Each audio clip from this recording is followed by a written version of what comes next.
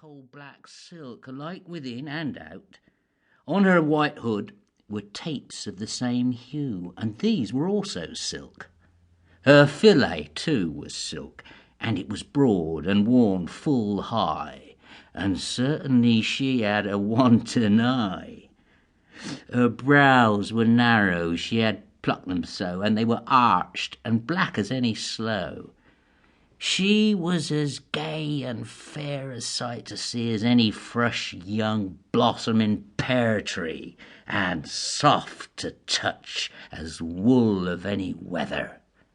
And by her girdle hung a purse of leather, inlaid with bits of Latin ornament, with tassels wrought of silk. Although ye went through all the world, ye could not hope to meet a darling half so gay, a wench so sweet. She shone as clear and had as bright a glint as any gold piece freshly from the mint. And ye could hear her song as clearly ringing as any swallow on a stable singing. And she could be as sportive and as gay as any suckling kid or calf at play.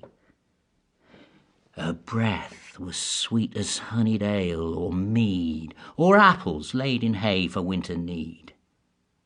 Skittish she was, and frisky as a colt, slim as a mast, straight as a crossbow's bolt.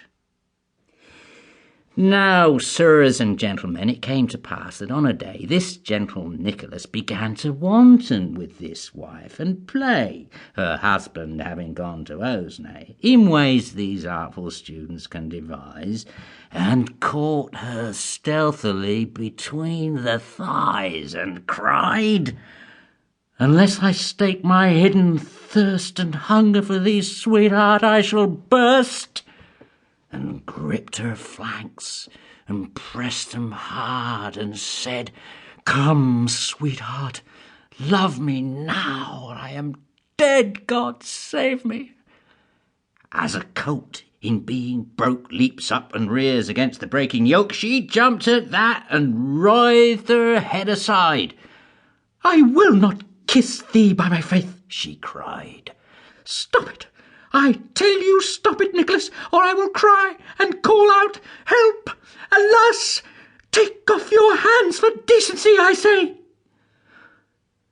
This Nicholas at once began to pray for mercy, and he wooed so well and fast, she granted him the love he asked at last, and she would do for him, she gave her promise, all that he craved, and swore it by St. Thomas, as soon as such a thing could safely be. "My husband is so full of jealousy. Unless ye watch and wait your time," she said, "I know too well I am as good as dead. In this affair ye must be sly and prudent." "Nay, never worry over that. A student has badly used his time," he said to her, "if he cannot deceive a carpenter." So they agreed, and in this fashion swore to wait a while, as I have said before. And Nicholas, when he had done all this, began to stroke her thighs and sweetly kiss her lips, and then he took his psaltery and played it fast and made sweet melody. Then to the parish church as it befell, to honour Christ and do his works as well, on holidays this wife would take her way. Her forehead always shone as bright as day, so would she scrub it when she stopped her work. Now at this church there was a parish clerk, a young man by the name of Absalom. His curly hair shining like gold new spun, like a great fan spread out to left and right. The parting lines showed even, straight and white. His hose were red and elegant to see, and he was clad all tight and properly in kirtle of the lightest wattle blue, with laces set all fair, and thickly too. And over this he wore a surplice gay, as white as any bough that blooms in May. A merry lad he was, so God me save.